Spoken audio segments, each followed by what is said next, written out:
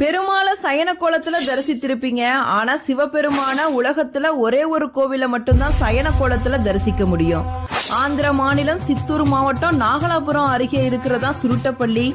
இங்கதான் பள்ளி கொண்டீஸ்வரர் சுவாமி திருக்கோவில் இருக்கு. கடந்தப்ப அதுல வெளிவந்த ஆழகால விஷத்தை சிவபெருமான் உண்ட பிறகு பார்வதி தேவியோட மடியில படுத்து ஓய்வெடுக்கிறாரு. அதனாலதான் இங்க இருக்க சிவபெருமானுக்கு பள்ளி கொண்டீஸ்வரர் அப்படிங்கிற பெயரும் வந்தது. அப்ப சிவபெருமான சுத்தி பிரம்மா, விஷ்ணு, முருகன், முனிவர்கள், தேவர்கள் எல்லாரும் பிரார்த்தனை செய்து இந்த உலகத்தை அனுகிரகம் செய்யணும் அப்படின்னு வேண்டி நிக்கிறாங்க. சிவபெருமான் திரியோதசி திதியில சந்தியா காலத்துல எல்லோருக்கும் அருள் பாலிக்கிறாரு. அந்த காலம்தான் பிரதோஷம் அப்படின்னு பெயர் பெற்றது இந்த ஸ்தலத்தோட பெருமையாகும். இந்த ஒரு கோவில மட்டும்தான் பிரம்மாவாலேயே பார்க்க முடியாத சிவபெருமானுடைய அடி முதல் முடி வரைக்கும் தரிசிக்க முடியும். எல்லா கோவில்களிலேயும் லிங்க வடிவத்துல காட்சி தர சிவபெருமான் இந்த கோவில மட்டும்தான் சயன கோலத்துல பார்வதி தேவியோட காட்சி தராரு.